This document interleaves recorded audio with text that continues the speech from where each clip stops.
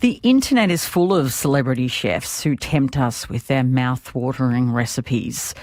You know, think Nigella Lawson, Jamie Oliver, Gordon Ramsay, just to name a few. But did you know that one of the world's biggest recipe blogs is run by an Australian? Nagi Maehashi is the creator of RecipeTin Eats, the Aussie food blog with a dedicated following of millions of people around the world. She joins us this morning. Welcome. Hi, how are you today? Good. Last year, your website was visited by over 335 million times. You've got more than 4.5 million social media followers. Just 4.5. But cooking was just a hobby for you until a few years ago, when I understand you just kind of quit your finance job and wanted to put all of your efforts into this. How did it all start? Yeah, that's right. So I used to work in corporate finance. I was an auditor by background, one of the most exciting jobs in the world. And I did. I walked away from an office job wanting to start something of my own, and I stumbled across these things called food blogs, and that's how it started.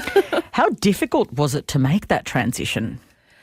It actually wasn't that it wasn't that challenging, actually, in terms of just sort of the mental shift and slipping into this new job.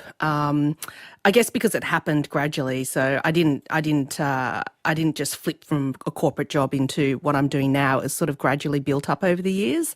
So yeah, it was a long, hard slog to where it is today.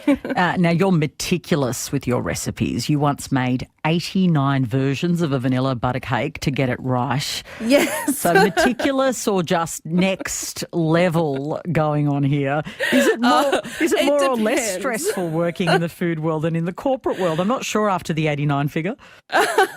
It definitely is. So I don't do that with every recipe. So it definitely depends on the type of recipe it is. But I knew that the vanilla cake, it was one of my master recipes, and it was during the pandemic as well. So I was just taking extra care to make sure my recipes worked for people who were stuck at home. And yeah, so it did. It took 89 times before I got completely comfortable with it and ready to share with the world. So, but simpler recipes I'll do, 3 or 4 times, and I'll be happy that it's a low risk recipe ready to go. So it just depends. Risk. Yeah, we like low risk recipes, right? Yeah, for sure. You say your proudest achievement to date is starting RecipeTin Meals, providing homemade food for vulnerable people in Sydney. Now, the pandemic has been followed by skyrocketing cost of living. What has the demand been like for your service? So it's definitely noticeable increase, and even since I started it. But we work with a wonderful organisation called One Meal, who actually distributes the meal for us. So I make them with my team, and then we send it to them, who distribute it. And the word coming back from them is that, especially since lockdown 2, it's really started increasing noticeably. So yeah, it's not surprising. You didn't have much money growing up. In fact, you'd even forage, I think, for your own food as a family, which I love that story, hunting for abalone in Sydney on a beach. Is that why you wanted to start your own food bank? You make it sound so romantic. It sounds so romantic to me. That was a very practical thing. It was we didn't have much money growing up, but actually the reason why we used to do it is simply because back then sushi wasn't a thing, so we couldn't get raw fish, and that's what we grew up eating back in Japan. So because you couldn't buy it and there were no sushi shops back then, we just went and caught our own fish to make our own sushi.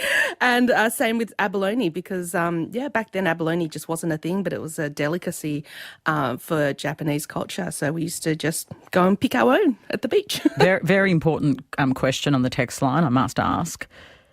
What happened to the 88 rejected vanilla cakes? That was easy. I just distributed them among the local hospitals and local businesses. It was during the pandemic, so there was a lot of appreciation for free cake during that time.